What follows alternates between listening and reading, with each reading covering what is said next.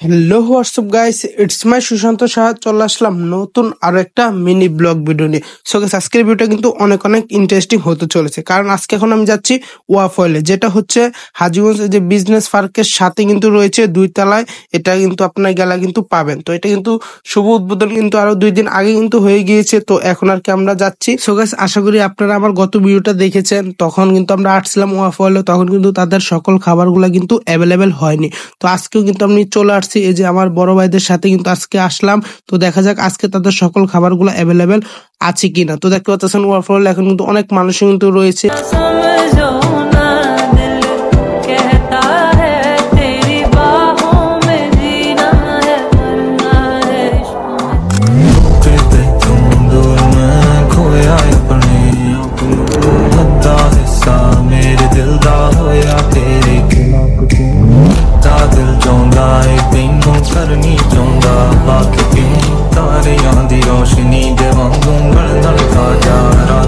আর এই যে দেখতে পাচ্ছেন এখানে কিন্তু তাদের যে মেনু কার্ড, এই যে মেনু কার্ডে কিন্তু সকল খাবারের প্রাইস হচ্ছে, খাবারের নাম সকল কিছুই কিন্তু দেওয়া রয়েছে।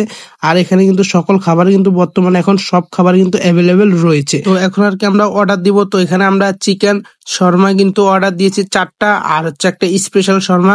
টোটাল 5টা কি আমরা শর্মা অর্ডার দিই। অর্ডার দেওয়ার প্রায় 10 থেকে 15 মিনিট পর কিন্তু আমরা কিন্তু এটা পেয়েছি। তো দেখতে পাচ্ছেন, তো এখন আর কি আমরা সবাই একটু মজা করতেছি আর কথাবার্তা বলতেছি।